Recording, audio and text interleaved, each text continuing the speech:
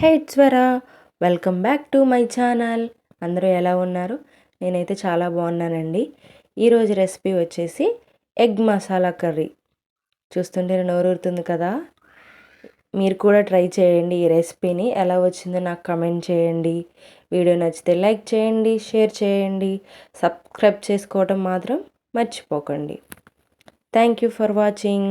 వీడియోలోకి వెళ్ళిపోదామా? ముందుగా అయితే ఎగ్స్ బాయిల్ చేసుకోవాలి. తర్వాత మన కర్రీకి సరిపడినంత ఆనియన్స్ని కట్ చేసుకొని ఇలా మెత్తగా పేస్ట్ చేసి పెట్టుకోవాలన్నమాట. చూసారు కదా, మెత్తగా పేస్ట్ చేసి పెట్టుకోవాలి. నెక్స్ట్ వచ్చేసి కర్రీకి సరిపడినంత టొమాటోస్ని కూడా తీసుకొని ఇలా పేస్ట్ చేసి పెట్టుకోవాలి. తర్వాత కొన్ని మిర్చీస్ని ఇలా కట్ చేసుకొని పెట్టుకోవాలి. ఒక ప్యాన్ తీసుకొని చెక్క, లవంగం, ధనియాలని సిమ్లోనే ఫ్రై చేసుకోవాలన్నమాట. మసాలాస్ ఎప్పుడైనా సరే సిమ్లోనే ఫ్రై చేసుకోవాలండి, లేదంటే మాడిపోతే కర్రీ టేస్టే మారిపోతుంది.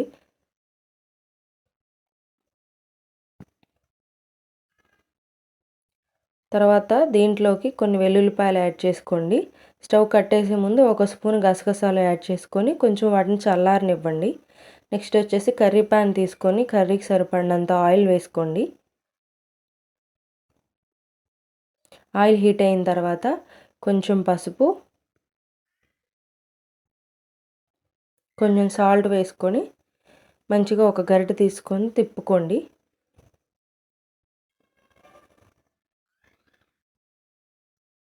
తర్వాత ఈ ఆయిల్ వేడెక్కిన తర్వాత మనం ముందుగా బాయిల్ చేసుకున్న ఎగ్స్ని ఇలా కట్ చేసుకొని దీంట్లో ఇలా పెట్టుకోండి.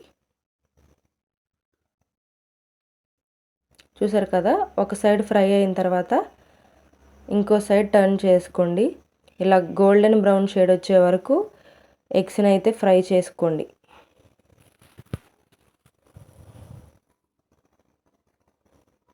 చూస్తున్నారు కదా, వీడియోలో చూపిస్తున్న విధంగా ఎగ్స్ అయితే మంచిగా ఫ్రై చేసుకోండి. అప్పుడే కర్రీ టేస్ట్ చాలా బాగుంటుంది.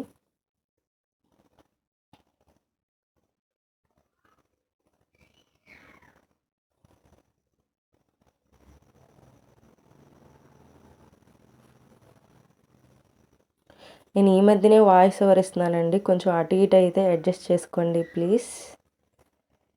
నెక్స్ట్ వచ్చేసి ఇదే ఆయిల్లో కొంచెం కరివేపాకు వేసుకోండి. కరివేపాకు హెల్త్కి చాలా మంచిది, అసలు స్కిప్ చేయొద్దు. నెక్స్ట్ వచ్చేసి కట్ చేసుకున్న మిర్చిని కూడా యాడ్ చేసుకొని మంచిగా ఫ్రై చేసుకోండి. ఆ ఎగ్స్ ఎల్లో వల్ల ఆ నొరగ అనేది వస్తుందండి, నో ప్రాబ్లం దానివల్ల.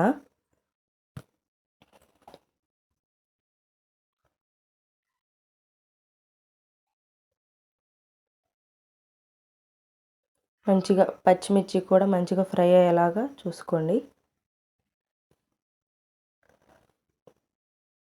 నెక్స్ట్ వచ్చేసి అల్లం వెల్లిపాయ పేస్ట్ ఒక స్పూన్ తీసుకొని వేసుకోండి. ఇంట్లో ప్రిపేర్ చేసిన అల్లం వెల్లిపాయ పేస్టే వాడండి. నెక్స్ట్ వచ్చేసి మనం పేస్ట్ చేసి పెట్టుకున్నాం కదా ఆనియన్స్, అది కూడా వేసేసుకోండి. వేసేసుకొని ఇలా మంచిగా అంతా కలిసేలాగా తిప్పుకోండి.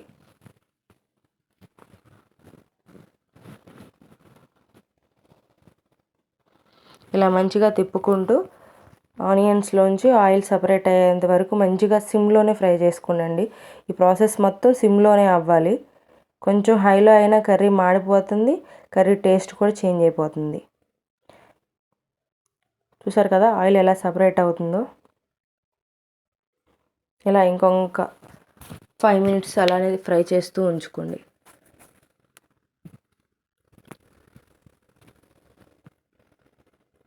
లిడ్ క్లోజ్ చేసి ఇంకొక 5 మినిట్స్ అలానే ఫ్రై చేసుకోండి. ఈ టైంలో ఆయిల్ సపరేట్ అవుతుంది చూడండి. నెక్స్ట్ వచ్చేసి మనం పేస్ట్ చేసి పెట్టుకున్న టమాటా ప్యూరీని కూడా యాడ్ చేయండి. ఇది కూడా మొత్తం ఇలా కలిసేలా మంచిగా తిప్పుకోండి. ఈ కర్రీ వచ్చేసి రైస్లో కంటే కూడా చపాతీస్లోకి, రోటీస్లోకి చాలా బాగుంటుందండి. మీరు ఎప్పుడైనా ట్రై చేయండి. చూసారు కదా ఆయిల్ ఎలా పైకి తేరుతుందో. ఇలా సిమ్లోనే ఒక 20 మినిట్స్ అయినా సరేనండి, ఇలా సిమ్లోనే చేసుకోండి. కర్రీ చాలా బాగుంటుంది. వాటర్ కూడా రిలీజ్ అయ్యాయి చూడండి.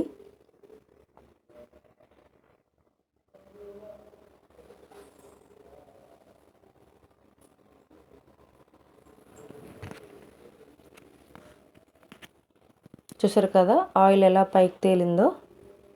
ఇంతవరకు మనం స్పైసెస్ ఏమీ యాడ్ చేసుకోలేదు కదా. సో ఇలా కర్రీ దగ్గర పడినప్పుడు మనం స్పైసెస్ యాడ్ చేసుకుందాం. ఫస్ట్ వచ్చేసి పసుపు కొంచెం యాడ్ చేసుకోండి. నెక్స్ట్ వచ్చేసి సాల్ట్ కూడా కర్రీకి సరిపడినంత యాడ్ చేసుకోండి. తర్వాత కారం,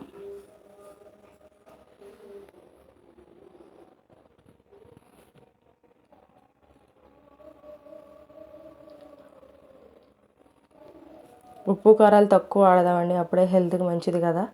సో ఇలా అన్నీ వేసేసుకున్న తర్వాత స్పైసెస్ ఇలా కర్రీని మంచిగా మిక్స్ చేసుకోండి.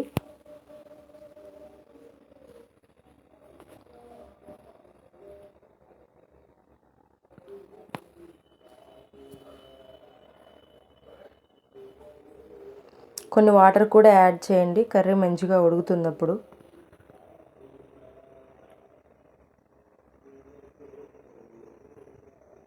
ఇది పలావ్లో కూడా చాలా బాగుంటుందండి, ఒకసారి ట్రై చేసి చూడండి.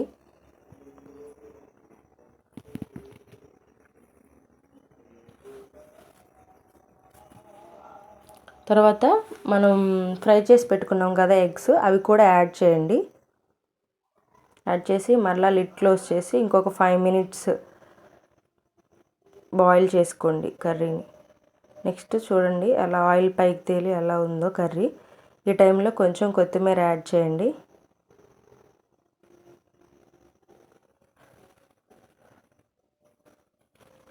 మనం ఇందాక మసాలా ప్రిపేర్ చేసుకున్నాం కదా, అది కూడా యాడ్ చేసుకోండి, ఒక 2 టేబుల్ స్పూన్స్. అంతే అండి, కర్రీ ఆల్మోస్ట్ రెడీ. మరలా ఒక 5 మినిట్స్ మంచిగా లిడ్ క్లోజ్ చేసి మంచిగా ఒక 5 మినిట్స్ సిమ్లోనే ఉంచండి. చూసారు కదా మన కర్రీ ఎలా ఉందో.